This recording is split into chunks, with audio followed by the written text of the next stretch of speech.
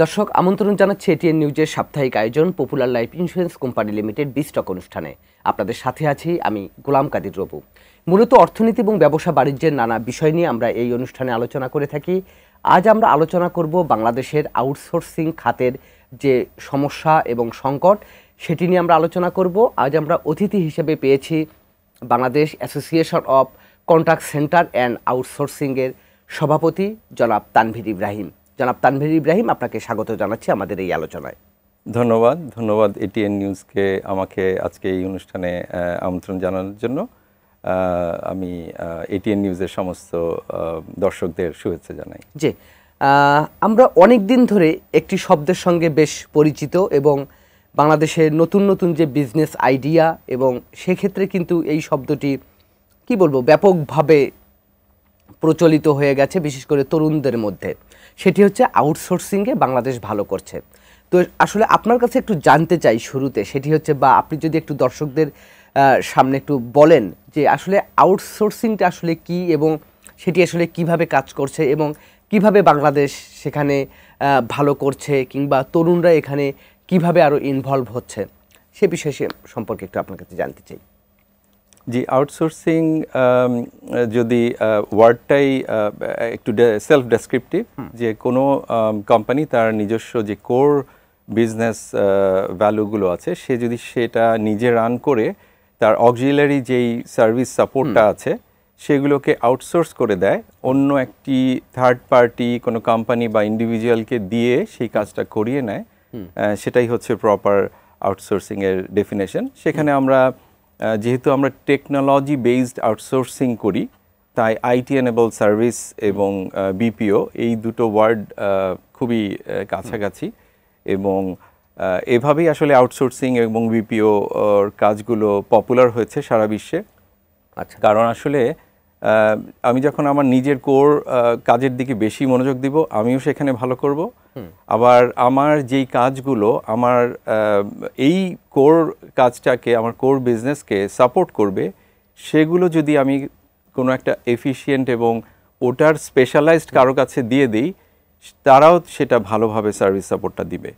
তো যেটা হচ্ছে জয়েন্টলি তখন এফিশিয়েন্সি লেভেল অনেক বেড়ে যায়। আবার at the same time cost এফিসিয়েন্সির একটা ব্যাপার থাকে, সেক্ষেত্রে আউটসোর্সিংয়ে কস্ট এফিসিয়েন্সির পার্সেন্টেজ অনেক হাই। তো এই জন্যই আউটসোর্সিং ইন্ডাস্ট্রি খুবই পপুলার এবং সারা বিশ্বে সেই ইন্ডাস্ট্রিটা গ্রো করছে। এছাড়া আপনি যেটা জানতে চাচ্ছিলেন যে মানে আমরা আউটসোর্সিংয়ে ভালো করছি না, আমি তার আগে একটু জানতে চাই, সেটি হচ্ছে যে যারা আউটসোর্সিং করছে তারা কি শুধুমাত্র বিদেশি ব্যক্তি বা প্রতিষ্ঠানের জন্য করছে নাকি ডোমেস্টিক মার্কেটের জন্যও করছে? আউটসোর্সিং আসলে বোথ ডোমেস্টিক অ্যান্ড ইন্টারন্যাশনাল মার্কেটে আছে।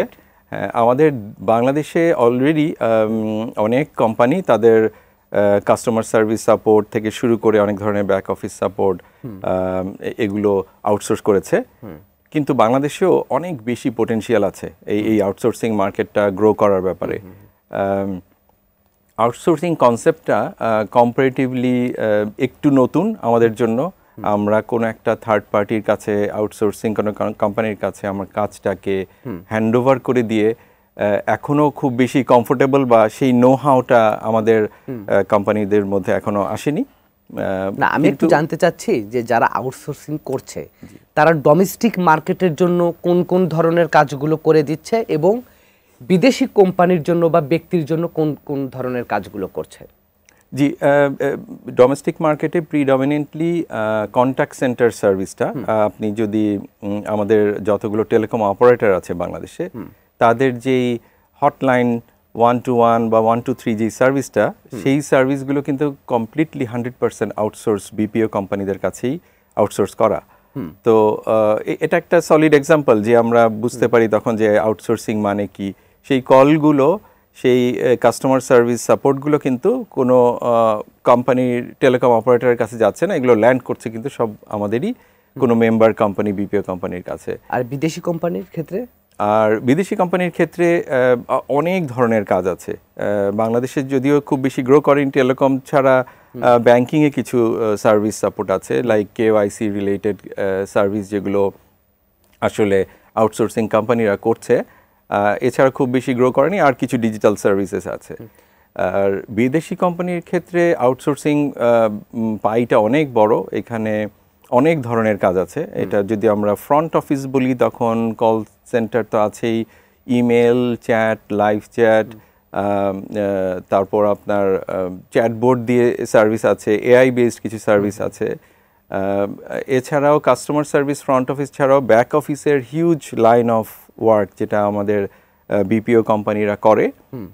সেখানে আপনি গ্রাফিক্স প্রসেস আউটসোর্সিং একটা বড় সাইট, সেখানে 2D 3D অ্যানিমেশনের কাজ হয়। তার মানে বাংলাদেশের আউটসোর্সিং যারা করছে তারা বেশিরভাগই প্রযুক্তি নির্ভর কাজগুলোই করছে বেসিক্যালি। একদমই, কারণ আসলে এই সার্ভিসটা তো ভার্চুয়াল এবং আমরা কিন্তু ওই আইটি বেসড কোনো প্ল্যাটফর্মের মাধ্যমে সার্ভিসটা আমাদের ক্লায়েন্টের কাছে পৌঁছে দিচ্ছি। আচ্ছা, এখন যদি আমি আপনার কাছ থেকে একটু জানতে চাই, বাংলাদেশের এখানে সম্ভাবনাটা আসলে কত বড় এবং সেখান থেকে আসলে আমরা কতখানি অর্জন করতে পারছি? বাংলাদেশের সম্ভাবনা যদি বলেন, এখানে অফুরন্ত সম্ভাবনা। আউটসোর্সিংয়ের জন্য যদি বলি যে সবচেয়ে ইম্পর্টেন্ট পার্ট কি, সেটা হচ্ছে হিউম্যান রিসোর্স। আমাদের দেশের ইউথ পপুলেশন হচ্ছে আমাদের স্ট্রেংথ। আউটসোর্সিংয়ের মূল মন্ত্রই হচ্ছে যেখানে ইউথ পপুলেশন বেশি সেখানে আউটসোর্সিং মার্কেট অনেক ভালো, সেখানে পোটেনশিয়ালিটি অনেক হাই। সো সেই দিক থেকে বাংলাদেশ একটা খুবই উপযুক্ত জায়গা, যেহেতু আমরা ডেমোগ্রাফিক্যাল ডিভিডেন্ডের সুবিধায় আছি আমরা। জি, এক্স্যাক্টলি। তো আমাদের এই ইউথ পপুলেশনকে কাজে লাগিয়ে তাদেরকে যদি আমরা রাইট স্কিলটা ইনবিল্ড করতে পারি তাদের মধ্যে, এবং তারা যদি সেটাকে প্রপারলি প্রজেক্ট করতে পারে রাইট জায়গায়, তাহলে outsourcing industry would grow a lot in coming days. আচ্ছা, না সেক্ষেত্রে তো দক্ষতা একটা বড় বিষয়। আপনি বলছিলেন যে যে দেশে মানে তরুণ কিংবা ইয়াং পিপল যেখানে আছে সেখানে সম্ভাবনা বেশি, তবে এটাও তো ঠিক তাদেরকে দক্ষ করে গড়েও তো তুলতে হবে। সেই জায়গায় আসলে আমরা কতখানি কাজ করছি? জি, আপনি রাইটলি পয়েন্ট আউট করেছেন। দক্ষ জনশক্তি হিসাবে আমরা তৈরি করছি কিনা, এখানে আসলে একাডেমিয়ার রোলটা অনেক বেশি। আমরা দেখতে পাচ্ছি যে ওভারঅল আমাদের ইংলিশ প্রফিসিয়েন্সি কিন্তু অনেক লো কম্পেয়ার টু আমাদের নেইবারিং কান্ট্রি। আপনি দেখতে পাচ্ছেন India, it's fantastic in the outsourcing industry, কিন্তু বাংলাদেশ সেখানে কম্পিটিশনে অনেক পিছিয়ে আছে। English is one of the কি ফ্যাক্টরস, যেটা আমাদেরকে অবশ্যই অনেক বেশি গুরুত্ব দিতে হবে। এছাড়াও আমরা প্রাইমারি এবং হাই স্কুল লেভেলেই তাদেরকে টেকনোলজির সাথে ইন্ট্রোডাকশন, এটা ম্যান্ডেটরি, এবং সেখানে তাদেরকে আমি মনে করি যে এডুকেশনাল ইনস্টিটিউটের একটা ইম্পর্টেন্ট রোল হচ্ছে কার মধ্যে কি ধরনের পোটেনশিয়াল আছে সেটাকে বের করে আনা। সেক্ষেত্রে আমরা খুবই দুর্বল, আমাদের ইনস্টিটিউটগুলো কোনোভাবেই এত স্পেসিফিক কাজগুলো করতে চায় না, কিন্তু এটা কিন্তু একটা বিগ রোল। আমি আপনার কথার সূত্র ধরে একটি প্রশ্ন করতে চাই, সেটি হচ্ছে আপনি যেটি বলছিলেন যে মাধ্যমিক পর্যায়ে টেকনোলজির সঙ্গে আমাদের শিক্ষার্থীদের ইন্ট্রোডিউস করে দেয়া, কিন্তু আমরা তো জানি যে শিক্ষা প্রতিষ্ঠানে এখন তো সেটি আছে, যেমন ল্যাব রয়েছে, কম্পিউটার ল্যাব আছে, প্লাস টেকনিক্যাল এডুকেশনগুলোও তো হচ্ছে, প্রযুক্তিগত শিক্ষাও তো তারা পাচ্ছে। তারপরেও তাহলে কেন হচ্ছে না? তাহলে আমাদের কি ওখানে যে শিক্ষাটা দেয়া হচ্ছে কিংবা যে প্রক্রিয়ায় দেয়া হচ্ছে সেখানে দুর্বলতা আছে? জি, আপনি বলেছেন ঠিকই যে বেশ কিছু ল্যাব হয়েছে, কিন্তু ল্যাবের কতটুকু ইউটিলাইজেশন হচ্ছে সেখানে আমরা ল্যাব করলেই হবে না, রাইট ট্রেনার লাগবে। সো ওই ট্রেইনড পিপলরা আছে কিনা যারা ট্রেন করবে, সো আমাদের ওইখানে একটা ল্যাকিং আছে। আর এই জায়গাটাতে আমাদের বেশ দুর্বলতা যে আমরা সঠিক মানুষটাকে সঠিক তার পোটেনশিয়ালিটি দেখে তাকে রাইট স্কিলটাকে আমরা দিতে পারছি না। তাহলে সে ওই স্কিলের উপর দক্ষ হয়ে যেত, সে নিজেই হয়তো একটা সময় কনফিডেন্ট ফিল করলে সে তখন মার্কেট প্লেসে চলে আসতো। আচ্ছা, হ্যাঁ, ঠিকই বলেছেন আপনি, কারণ যারা শেখাচ্ছে তাদেরও সেই দক্ষতাটা আছে কিনা সে বিষয়টাও উপলব্ধি করতে হবে, তাই তো? জি, আমাদের ট্রেন দ্য ট্রেনার, এটা আমি মনে করি যে এটা একটা ইম্পর্টেন্ট পার্ট। আমরা যদি সেই সেগমেন্টটাকে তৈরি করে ফেলতে পারি তখন অটোমেটিক্যালি আমার জন্য ইজি হয়ে যাবে ম্যাস কভার করা, যে তাদেরকে ট্রেন করা। আমি আরেকটি বিষয় আপনার কাছে জানতে চাইবো, সেটি হচ্ছে যে এখন আউটসোর্সিংয়ের মাধ্যমে আমরা কি পরিমাণ রপ্তানি করতে পারছি এবং সেই আয়টা আসলে কেমন আসছে, এবং সেই আয়টা তো আমরা দেখছি যে অনেক দিন ধরে 1 বিলিয়নের মধ্যেই সীমাবদ্ধ, কেন সেটিকে আমরা বাড়াতে পারছি না? এই প্রশ্নের উত্তরটি আমি আপনার কাছ থেকে একটু নেব, তবে তার আগে নিচ্ছি একটি বিরতি। দর্শক, আপনারা দেখছেন popular life insurance company limited B-stock. এবার নিচ্ছি ছোট্ট একটি বিরতি, আমাদের সঙ্গেই থাকুন।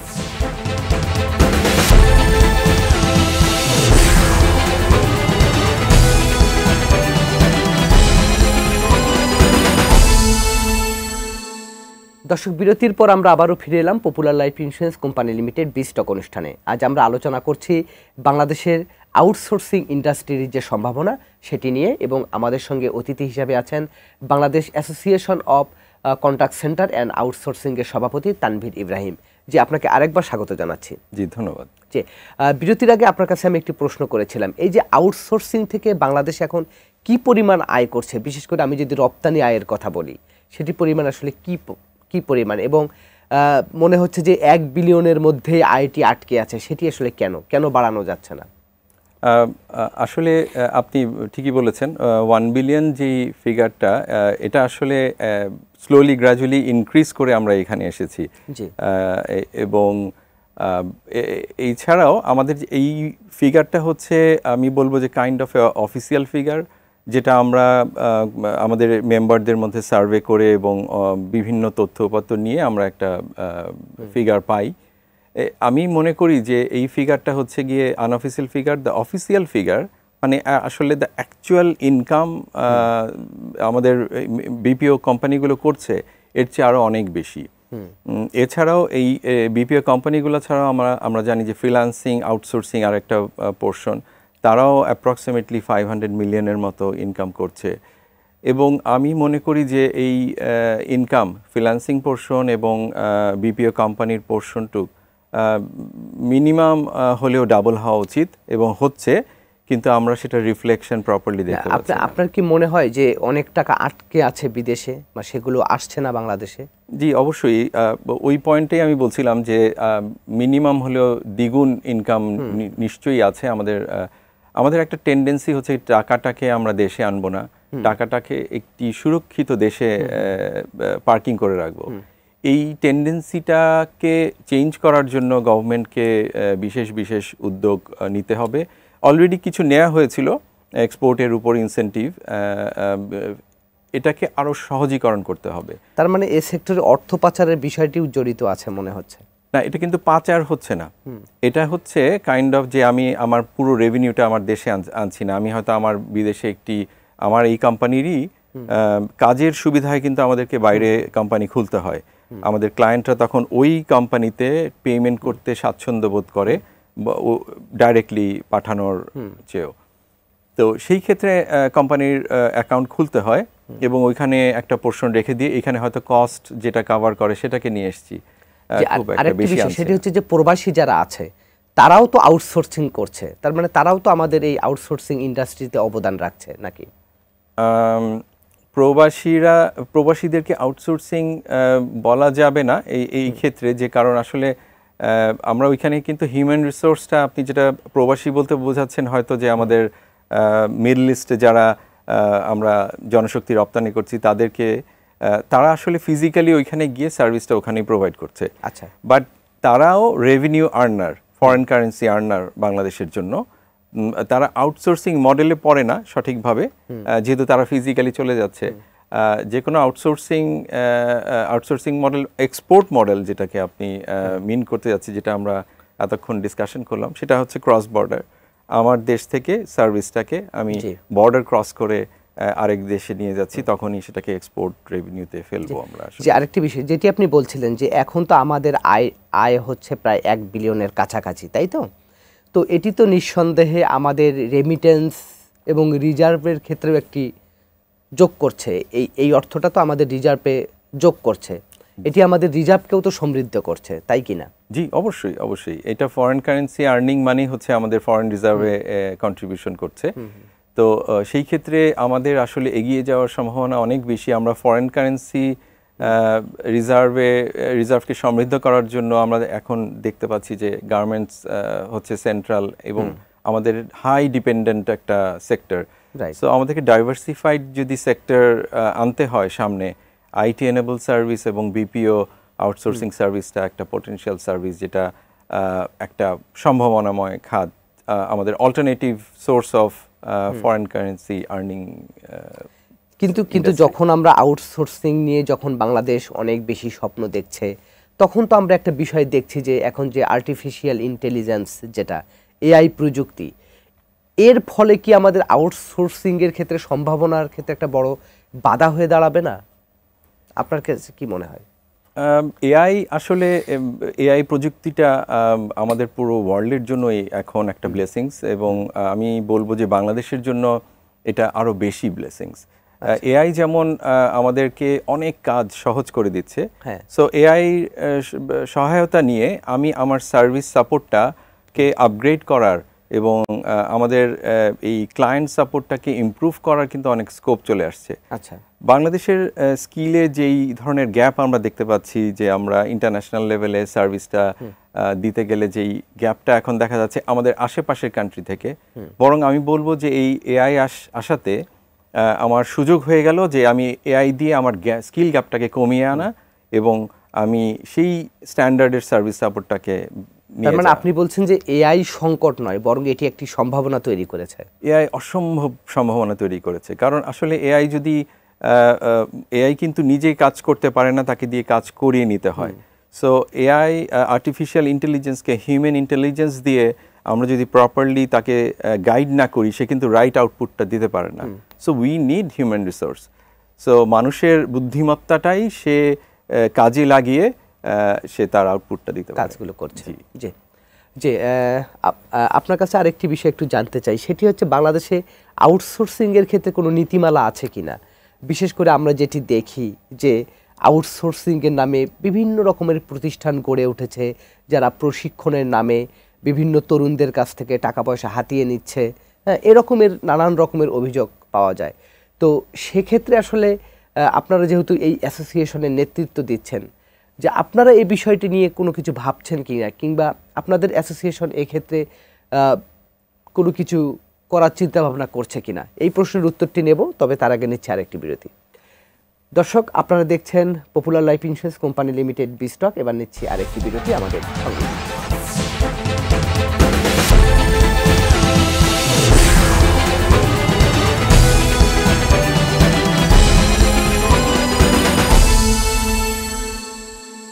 দর্শক, বিরতির পর আমরা আবারও ফিরে এলাম popular life insurance company limited বিস্টক অনুষ্ঠানে। আজ আমরা আলোচনা করছি বাংলাদেশের আউটসোর্সিং খাতের সম্ভাবনা নিয়ে। জি, বিরতির আগে আমি আপনার কাছে প্রশ্ন করেছিলাম যে এই যে এখন যে প্রশিক্ষণের নামে নানান রকমের কি বলবো মানে মানুষের সঙ্গে প্রতারণা করা হচ্ছে, সেক্ষেত্রে আপনারা অ্যাসোসিয়েশনের পক্ষ থেকে কি এরকম প্রশিক্ষণের কোনো ব্যবস্থা করবেন কিনা? প্রশিক্ষণ আসলে আপনি ঠিক বলেছেন যে অনেক ধরনের আউটসোর্সিং এর প্রশিক্ষণ দেওয়া হয়, ফ্রিল্যান্সিং এর প্রশিক্ষণ দেওয়া হয়, সেখানে কোয়ালিটিটা একদমই খুব একটা আমরা দেখি না।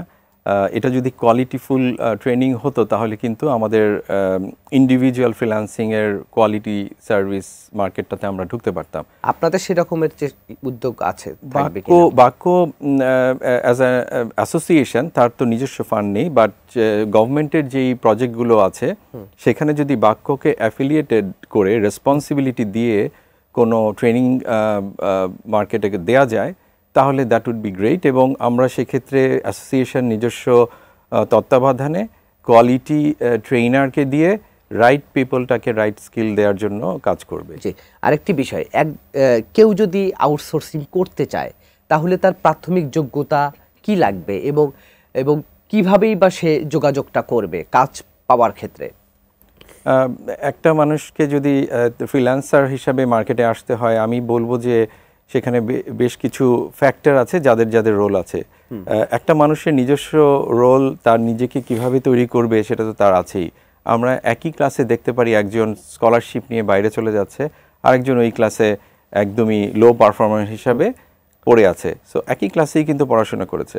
সো নিজস্ব যেই চিন্তাভাবনা সেটার কোনো অল্টারনেটিভ নেই, বাট এই ক্ষেত্রে আমি বলবো প্যারেন্টস এবং গভর্নমেন্টের অনেক বড় রোল এক্ষেত্রে, কারণ অ্যাওয়ারনেসটা খুব ইম্পর্টেন্ট।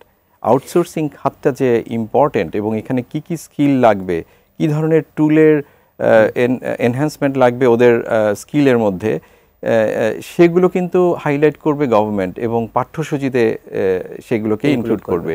এবং প্যারেন্টসকে এনকারেজ করতে হবে যে টেকনোলজি বেসড সার্ভিসগুলো যেন আমার ছেলে মেয়ে শিখতে পারে, টেকনোলজিকে ইউটিলাইজ করে সে কীভাবে সামনে এগিয়ে যেতে পারবে এনকারেজ করতে হবে তাদেরকে। যত বেশি সেটা হবে তারা ইন্ডিপেন্ডেন্ট হবে এবং সামনের দিনে তারা নিজেদেরকে বিশ্ববাজারে তুলে ধরতে পারবে। না, আমি প্রশ্নটি করেছিলাম যে একজন আউটসোর্সিং যে করবে সে কিভাবে মার্কেটের সঙ্গে তার কমিউনিকেশনটা হবে, মার্কেট প্লেসে সে কিভাবে ইনভলভ হবে। ওকে, বুঝতে পেরেছি। আমাদের এই ধরনের স্কিলড যে ম্যান পাওয়াররা আছে তারা কিন্তু তাদেরকে নিজেদেরকে ইন্টারন্যাশনাল বেশ কিছু পপুলার মার্কেট প্লেস আছে যেখানে তারা তাদের প্রোফাইলটাকে তৈরি করে, ক্রিয়েট করে তারা সেই কী ধরনের সার্ভিস প্রোভাইড করে সেই অনুযায়ী প্রোফাইলটা তৈরি হয় এবং সেখানেই তারা কাজ পায়। জি, আমার শেষ প্রশ্ন সেটি হচ্ছে যে একজন আউটসোর্সিং যে করবে তার প্রতি আপনার আসলে পরামর্শ কি হবে? আউটসোর্সিং করবে এখানে দুই ধরনের, একটা হচ্ছে ইন্ডিভিজুয়াল আর একটা হচ্ছে কোম্পানি। আমি বলবো যে ফ্রিল্যান্সার যারা আছে তাদেরকে লং লাস্টিং এবং ফিউচার ওরিয়েন্টেড যদি হতে হয় তাদেরকে অবশ্যই একটা প্রাতিষ্ঠানিক রূপ নিতে হবে। সেই ক্ষেত্রে তাদের উচিত টিম আপ করা, তাদের সার্ভিস ডেলিভারিগুলো তখন আরও অনেক এনহ্যান্সড হবে এবং একটা কোম্পানিতে তারা পরিণত হয়ে একটা লং লাস্টিং বিপিও কোম্পানিতে পরিণত হবে। আমার সাজেশন হবে তারা যেন এন্টারপ্রেনারশিপ তাদের মধ্যে নিয়ে আসে, এটাই হচ্ছে আমার তাদের প্রতি সাজেশন। আর বিপিও কোম্পানিগুলো তো আসলে তারা নিজেদের, আমি বলবো যে এই বিপিও মার্কেটটা এটা একটা অর্গানিক গ্রোথ বেসড মার্কেট এবং এন্টারপ্রেনাররা সকল প্রশংসার দাবিদার। তাদের উদ্যোগেই কিন্তু আজকে এই ইন্ডাস্ট্রিটা এই জায়গায় এসেছে। তারা নিজস্ব নলেজে, তাদের এক্সপার্টিস দিয়ে, তাদের ম্যানেজমেন্ট ক্যাপাবিলিটি দিয়ে বিপিও কোম্পানি তৈরি করেছে এবং এটাকে ইন্টারন্যাশনাল স্ট্যান্ডার্ডে নিয়ে আসছে ধীরে ধীরে। জি, যে আমরা আলোচনার একেবারে শেষ পর্যায়ে চলে এসেছি। আপনাকে অসংখ্য ধন্যবাদ আমাদেরকে সময় দেওয়ার জন্য।